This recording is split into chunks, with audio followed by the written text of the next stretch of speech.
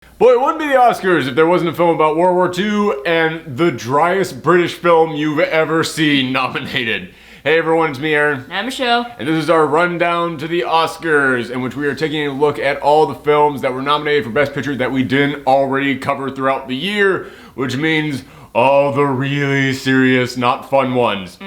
But today we are talking about Darkest Hour, which, as I kind of jokingly said there, it is a film about Winston Churchill. And that's the thing that most people are kind of applying this film for right off the bat, is that Gary Oldman played an amazing Winston Churchill. In fact, I had no idea that was him. The makeup on him is fantastic. I am assuming this also got nominated for Best Makeup. I would be shocked if it wasn't. But yeah, so far it probably deserves to win it out of anything that I've seen, because man, Gary Oldman disappears into the character of Winston Churchill. And in our review of Lady Bird that we just did a couple hours ago, I kind of jokingly said like, oh god, the Oscars, they just want to nominate World War II films forever and ever until the end of time. And considering that there's 2 of them nominated this year for Best Picture, yeah, it's kind of backing up my theory. But I will say, I went into this like, alright, what's going to be different about this one from all other World War II films? It's about Winston Churchill. And I started watching this, and before we go any further, let me just clarify, she didn't watch this. No, I didn't. She's just here because It's easier to talk about something after years of doing this, I've come to realize I can't do these one-on-one. I suck at it. I need someone here to explain it to. But as I was watching this, it kind of hit me. I've never actually seen a World War II film from the point of view of Winston Churchill. Yeah. They've made them, but I've never seen them before, and it was just kind of shocking to me that it's like, I have seen so many World War II films. So goddamn many at this point. And yet I have never seen one from his point of view. And it's actually kind of fascinating.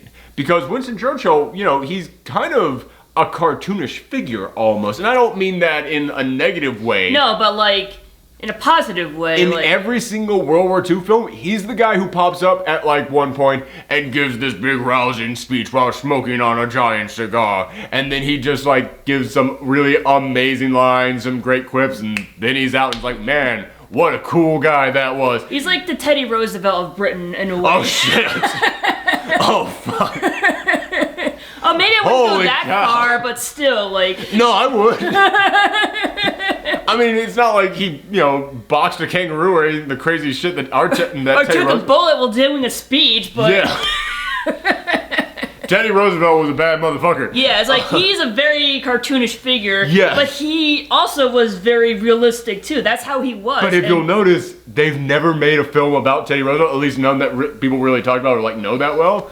And it's because, like, yeah, man, nobody really wants to see behind the scenes on the big, like, animated figure. Like, kind of the same thing goes for Winston Churchill. People just kind of want to see the guy pop up, give the big rousing speech, and then get out. And yeah, I will give this film credit. I went into this like, oh god, it's another just basic-ass World War II film. I went into this and, like, it becomes clear pretty soon. It's like, oh, I've never seen this side of Winston Churchill before. Because this thing opens up with they are voting out the last prime minister, and they have to decide on who the new one is. And we think of Winston Churchill as being like this brilliant strategist, great wordsmith, this guy who gave amazing speeches, an incredible leader during very dark times. This thing opens up with everyone going, I do not want that motherfucker leading this country, especially right now. Like, the king is talking at one point, and it was like, how in God's name did we end up on Winston Churchill? And it's like, and the person talking goes, he's the only member of our party that the opposition party would be okay with. And it's like, that's never really the... I get you're trying to unify, but that typically always means, yeah, he's the member of your party that your party does not like the most. And at that point, the king just lays out all of his failures. Just like step by step, like he lost us this many troops here, he lost this many troops here, he did this thing, did this thing, did this thing, he was wrong about this, wrong about this, wrong about this, and it's like, man, I did not know Winston Churchill was this much of a fuck up. And then the guy just responds and goes, yes, but he was the only person here who was right about Hitler. And the king goes, well, a broken clock is right twice a day. And I was like, yeah, but that's a pretty big thing to be right on. Yeah. That's not... Man, it does paint him as a very interesting figure right off the bat, because you're like, wow, out of all the things you needed to be right on, he was the only one right about that, but he's been wrong about everything else. It's like, those other things seem like very minor compared to this. In all fairness, it's like, yeah, man, if there was one thing you needed to be right on. But then Winston Churchill comes in there, and the ceremony of him becoming Prime Minister is the king goes, yes, we were going to appoint you as Prime Minister. I accept. Very well. Puts out his hand, and then Winston Churchill hobbles over, grabs the hand, kisses it, and goes, well, that was rather easy enough. Well, I guess we should meet once a week. Like, very well. How's Mondays? Mondays work fine. How about 4 o'clock? I nap at 4 o'clock. You nap? Yes, well, I work very late, so I need to re-energize myself. Well, then how about lunchtime? Lunch? Very well. I was like, you just became Prime Minister! Shouldn't there be some fanfare on this or anything? It's like, no, it was just the most stiffest upper lip that you could imagine. It's like, I don't know, maybe that's how things are over in Britain, we don't know. We've known some British people though, it's like, yeah, but I mean, it's like, I was watching this, I was like, this kind of seems like what the stereotype of like, how you, this is what- the very British stereotype. This is like the most stereotypical view of how things are run in Britain that I've ever seen. And it's also because, you know, I joke that this is a very dry film. Oh my god, this film is dry. The wit in this film could choke a camel, it's so dry. This stuff, everybody has a clever comeback to everything that is said in this film. But I mean, it's a film about Winston Churchill, the guy was known for that. But the very fascinating thing about this film is that this is like his first 30 days. Like, he is new to this job, and the Nazi army of Germany is already spreading across all of Europe. And this takes place at the very same time as what happened in Dunkirk. And I really wonder, what would my thoughts on this film be if I hadn't seen Dunkirk earlier this year? Or what would your opinion on Dunkirk be if you saw this after The Darkest Hour? Oh, that's actually a good way. That's a good point. Oh yeah, because I actually really dug Dunkirk. I did have a small complaint that there's really no characters in there, but I actually was mostly okay with that because the way it was shot kind of put me in the position of the people in this film. So even if there weren't any characters to follow, just nameless soldiers going around, I was looking at this like it was shot in a way that kind of put me in that situation. But I'm wondering, yeah, that's a good point. If I had seen this film first, would I be watching Dunkirk like, oh shoot, I have a whole new appreciation for this now? But instead, because I saw this second, it kind of feels like this is the second half of Dunkirk. Like, in the Dunkirk expanded universe of films, this is the other half of that because, yeah, whereas in Dunkirk, you didn't see anything but the beach. Everything was what was happening on the beach or it was on the boat of the civilian who was going to rescue people at Dunkirk. This is all the people in the boardroom. You never see Dunkirk itself, which is very fascinating, but in all fairness, they did not have the budget for that. This film is like shot like a, this film is shot almost like a really good PBS film, which I'm not even saying that. No. PBS has turned out some really damn good products, but I'm watching this like, man, you guys did not have a lot of sets, and the sets you did have, like, you only had, like, you know, you had a city block from there to there, like, that was it. But at the same time, it's like, it's a movie about, like, politics. You can't really, there's no real need for, like, big fancy scenery. Kind of, I can understand that, but at the same time, like, when they're making plans about the things that are going to affect people in war, it's kind of like, yeah, should I be seeing some of this at some point? Like, you never see Dunkirk in here, unless it was during, like, the 5 minutes when I went to the bathroom at one point, but yeah, it's kind of interesting. The only time that you really see war is occasionally you will see, like, a sweeping landscape of, like, bombed out areas, and I mean, like, during the war, like, you'll see, like, a sweeping landscape and you'll see, like, explosions going off and everything. The only time that you really see anything is at a point when Winston Churchill kind of has to finally say, we can't go and rescue some, not the people in Dunkirk, but one specific group. He has to, like, type up a letter, we regret to inform you, we will not be coming to rescue you. And it's a very emotional scene because he's got this secretary all throughout the film. And they have kind of an interesting relationship because when he first meets her, he is, like, screaming at her because she's getting his words wrong and, like, just kicking her out. But then they kind of, like, form, like, a nice little connection. There's one actually really great scene here in which Winston Churchill sees that this sign means V for victory, and he's going off, and people are photographing him, going, "Mr. Prime Minister, Mr. Prime Minister," and they just turn around, and then they do vote, and then his secretary sees that, and she's trying not to laugh, and he goes, "Well, what's so funny?" He goes, "Well, when you do it like this, that means victory. When you do it like this, it means something else." What does it mean? I'd rather not say. I was in a South African prison. I think I can handle whatever it is. He goes, "It means up your bum, sir." And then the brother just burst out laughing. He goes, "Up your bum! Oh, that's so good." And it's like, oh, okay, it's kind of a nice little bonding moment between these two. But there comes this moment in which he has to inform, in which he goes, "We regret to inform you, we cannot go and rescue you." And then she kind of breaks down crying while she has to type this out. And then she admits to him, is like, even though I work in the same building as you, I don't know anything that's happening. I don't know any of it until you tell it to me on this. So this is me kind of learning it for the first time, just how bad this is. And there's a great moment in which he just disobeys all the orders of don't tell anybody anything, and he just takes her right into the big war room and goes, "Here's what's going on, here's what's going on, here's what's going on." She's like, "Fuck." Like, wow, yeah, that's actually pretty good. But as I mentioned, the only time that you really see any bit of the people at war is after he writes this letter. You see this general going around to all of these soldiers who are in bed, they are wounded, they are dying, but he's got high spirits because he thinks everything's gonna be okay. And he's reading the letter, and he's just like, oh, and then it zooms out, and you see the planes overhead dropping bombs on them. It was okay, that actually did kind of work. That did kind of make me go, oh shoot. He kind of had to tell these people you're going to die. And it's oh, okay. That's the one moment in which it really made me kind of feel how his decisions really impacted the war.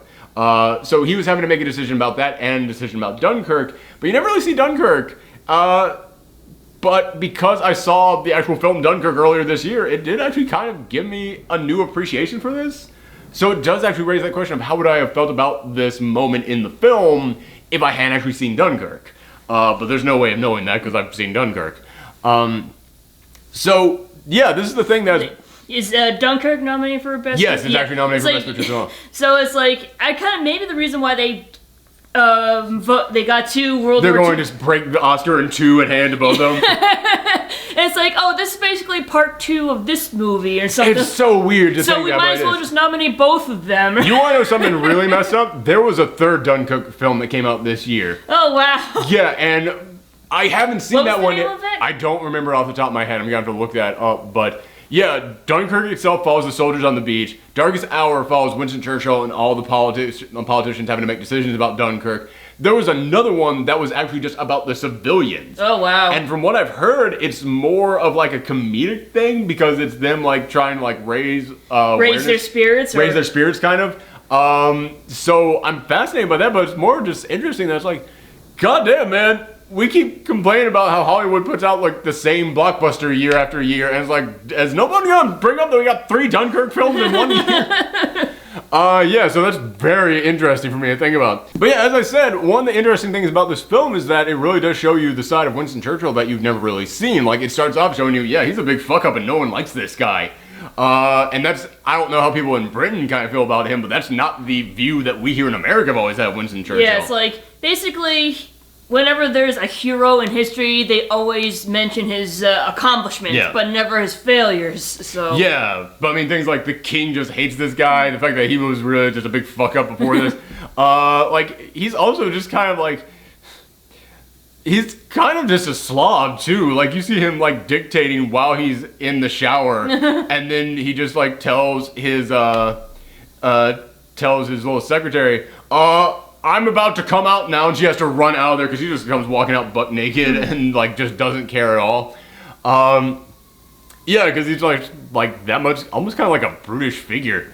But this film opens up with him being driven to the King's to become prime minister, and he's in the back of this limo, and he's looking out at all the people on the street, which I say this kind of feels like a PBS special. Anytime that they would show the streets, I was yeah, this feels like PBS budget. It feels yeah, you got this one street and you hired 5 actors to run back and forth in slow motion. the dog is at my feet, if you're wondering what I'm doing with my hand.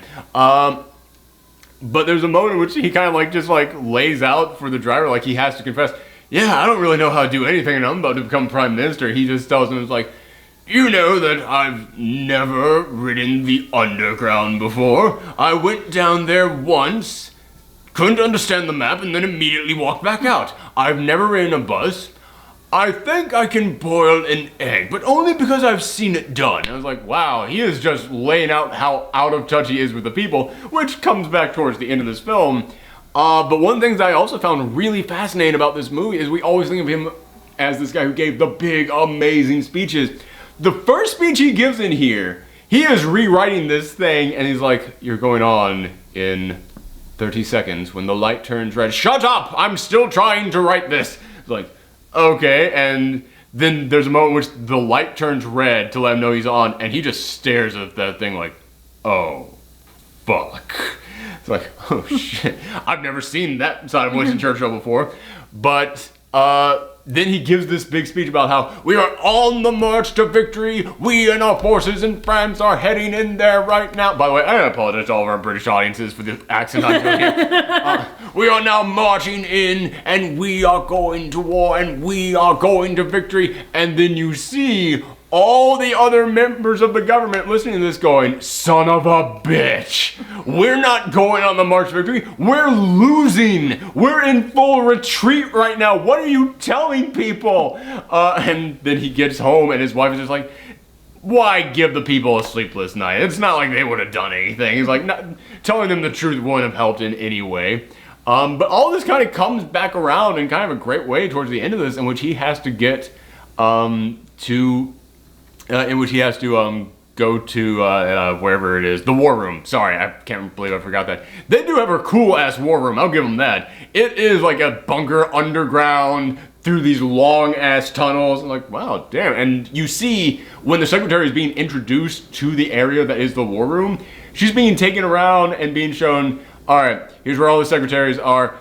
This is where an area that you don't need to know about. You don't need to know about this. You don't need to know about this. You don't need to know about this. Here's the lavatory. You don't need to know about this. And it's just so kind of like it gets you in her headset real quickly of this idea that, wow, she has to work in this underground bunker and she is not allowed to know anything happening around her at any times. It does make her a very interesting character, even if they don't really focus on her nearly enough. I wish they had given her more because the relationship between her and Churchill is supposed to be kind of a big part of this film. But there comes a moment in which he's trying to get to the war room at the very end of this film, and it is during a part of this film in which they have basically realized we can't win. And Mussolini has sent us like terms of surrender. Basically, Britain is having to decide at this moment, should we actually give up? Should we actually surrender to Hitler? And everyone is saying we should do it. Everyone is telling Churchill, you have to do it. And Churchill is the one guy out there saying, no, this is stupid. But yeah, man, this guy is a guy who has lied to the public about their chances. This is a guy who has had to watch as he had to basically tell part of their troops, yeah, man, we're not going to survive this. We can't come and rescue you. And then they immediately died right afterwards. They have come to him and told him flat out, you're going to lose your entire army. The rest of your army is in Dunkirk right now, and there is nobody to rescue them. So yeah, everyone's like, dude, surrender to Hitler is our only chance. And there's like a great sequence here where he is talking to his secretary and having her dictate out the script. He's dictating the script to her of what he's going to say, and he starts like saying the surrender part. And he's looking at a newspaper with Hitler on, and it is time that we make deals with this, and just starts staring at him, and you're hearing Hitler speaking in the background, and he just goes, this child, this brute, this, and he just goes up, and he starts giving out there all these insults, but then one of the insults he throws out there is house painter. I don't know how that was an insult. Oh, Hitler was an artist and he would paint houses. Oh, okay. Yeah.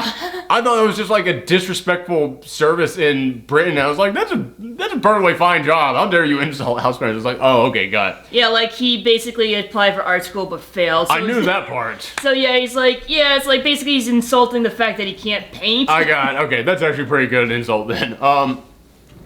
But so yeah, it is really weighing on him whether or not he's going to have to actually surrender. And it gets to this point towards the end of this film in which like he just hops out of his car, goes down to the underground, and he's looking at the big map again, and he asks this little girl for directions, and the little girl's like, because it's the prime minister. And she gives him instructions, and then he just goes and gets on the train, and everyone is just staring at him. And the next like 10 minutes of this film is just him on this train, just talking to everyone there and just introducing himself to all of them and all of them introducing themselves back. And he's like, let me ask you something. How do you feel? What's the spirit of the British people like? Good. We all feel good. What would you do if I told you that Hitler was actually right on our doorsteps? That Hitler was actually coming for us, and then they go, we would fight. We would fight until we die. And he goes, what if I told you that some people wanted to surrender? And he goes, well, fuck those people. They didn't actually say that, but yeah, I'm a dumb American. I can't quite have their same level of pristine elegance. The dry British ways. So yeah, they basically just like, it's this whole sequence in which they're telling him, it's like, no, don't fight. I don't care if we all die. We're not going to surrender that guy. And then he goes back into Parliament and tells them, yeah, we're not surrendering, ever, never. The British Island will never cave to the tyranny, to fascist, anything like that. And at the beginning of this film, the very first speech they made when he became prime minister, the opposition party, there was this guy sitting at the very front of the opposition party with a little handkerchief on his lap, and someone way in the back goes, watch the handkerchief. If he dabs his head, then we applaud. If not, then we do nothing. And then like after his very first speech, he takes the handkerchief and tucks it into his shirt, and no one says anything. It's like completely quiet. And at the end of this, after he gives that speech, the man reaches into his pocket and dabs his head, and then the whole audience goes nuts. And man, I get that part. I get it's coming full circle, and also the part of him going down into the trains, that's coming full circle. And also, it's a great sequence of him like actually talking to the people, because you haven't actually seen him interacting with the people. I don't think he has interacted. That might have been his like first time with exactly. people, because like you said, like he's very out of touch. Yeah. So like this was actually like a really good opportunity. Stop scratching the floor. Yeah, as you were saying. You're eating dust. Ah, you old weirdo. But yeah, like you said, like he was very out of touch. He even admitted he like never knew how to boil an egg. But so it was like this is like a very good opportunity for him, and it's like, yeah, like the people don't want to give up. Yeah. So and they're the ones that he's trying to protect. They're the ones that like he has to like lead. Yeah. Exactly. So that's a great sequence, and him dabbing the head at the end is a great full circle thing. But both of them are almost too great. Like, if that's an actual complaint that I can give, it's almost like, wow, this was so like him going down to the train is like, wow, this was so the exact thing he needed at the exact time, and it's nothing but 10 minutes of here's all the messages that you needed in this film. And yeah, again, it's great, but it is almost like a Disney level of like it's almost a magical sequence at that point. Of like, wow, you just needed that much amazing inspiration to come your way, and it all came that way in that one train. Well, maybe that's how... It might have been what actually happened, but there's a lot that happened in that moment. Like, there's a couple of famous Churchill lines that he's known for, and he delivered... Well, there's a lot that he's known for. But he delivers like 4 of them in that train, and it almost was like, yeah, this is like the Churchill greatest hits moment. And again, it is a really great scene, but it's weird that I have to critique it for being like too great. Because it's like, yeah, this almost feels magical at this moment. But again, it's one of those things where it's like, yeah, I want to say this could be exactly how it happened, but it feels so magical. I don't think it's how it happened exactly. Like, I think part of it is true, but I think that at this moment it feels like a real thing that got exaggerated. Yeah. Yeah, that's what it felt like. And as for the rest of this movie, Yeah. Gary Oldman is amazing in this film. The makeup is amazing in this film. The set design, pretty damn basic. But, you know, they didn't really have a whole lot to work with. But it is an interesting look at a figure who we never really get to see his point of view. And I did really appreciate that. But, end of the day, man, it's really hard to not compare this to the other films nominated for Best Picture, and one of them is about the exact same event that happened. I like Dunkirk more because I think it's shot way better. Like, I keep watching this and I'm thinking about the fact that this was nominated for Best Picture, and it's like, wow, aside from the acting, I don't really view anything in here as being spectacular. Like, I think the dialogue's really good, but as far as the writing itself goes, the writing itself is pretty darn good. Not great, didn't blow my mind. The acting is really the only thing in here that really impressed me, and that's the thing that you have to remind yourself. The Academy of Motion Arts and Pictures is actors. The vast majority of them are actors. So that's why whenever you make a film about filmmaking, it's typically going to get nominated. Although I'm shocked that The Disaster Artist didn't get nominated. Actually, I'm going to take that back. The Disaster Artist is really good, but even I won't nominate for Best Picture. But yeah, it's just kind of upsetting. Like, if I had reviewed this when it came out, I probably would, again, be more positive on it. But because I'm looking at it in terms of it's a Best Picture nominee, I'm looking at this and just going, yeah, it's solely nominated because of the performance. That is it. And that's something that always kind of bugs me, because I've always thought that the script and the directing is way more important to a film than just giving a really damn good performance. So yeah, again, I do get why this is a good movie. I'm not coming in here and saying it's bad. I do get the positives of this film. I do think that it is telling a side to World War II that we don't really get much in films, and at this point that is saying something. And again, I probably am repeating myself here numerous times, but the acting is wonderful. But it's just a good World War II film. I don't know if I would go... Man, I don't know if I could say Best Picture on this. Definitely not winner, God no. But even as far as nominees go, again, there's like 5 films out there that I'm shocked did not make it into the Best Picture. And I'm like, yeah, it's not better than any of those 5. It's like, we basically had the same feeling about Lady Bird. I think this is better than Lady Bird, simply because stuff is happening in here. But it's like, again, like, both of those movies are like, we didn't feel like we're... Not bad. Not bad, but like, we wouldn't consider like Best Picture, yeah. It's kind of like, man, when you put that title on something, it does kind of come with some weight to it.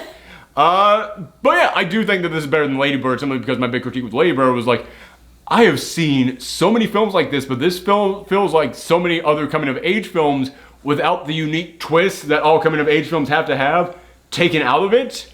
This feels like another World War II film, but it still has that unique twist. The unique twist is it's from the point of view of Winston Churchill, which we don't get that often. So it's like, okay, that's cool, but... yeah, as far as the actual film itself goes, the only really spectacular thing that makes me go, oh yes, this deserves praise, is Gary Oldman's performance. That's about all I got, man. Yeah, aside from that, it's just really good. It's just, you know, he is giving an A+ performance. Everything else in this film, solid B+ to A-. And I feel like there were better things out there this year. But okay, that's it. That is part 2 of our Oscar rundown. We've still got 3 more of these films that we're doing this weekend, unless I decide to review a couple of the other honorable mentions, the things that are getting like big nominees as far as like acting, directing goes. But we'll see about that. Yeah. But thank you guys for tuning in. Come back next time. Bye. Bye.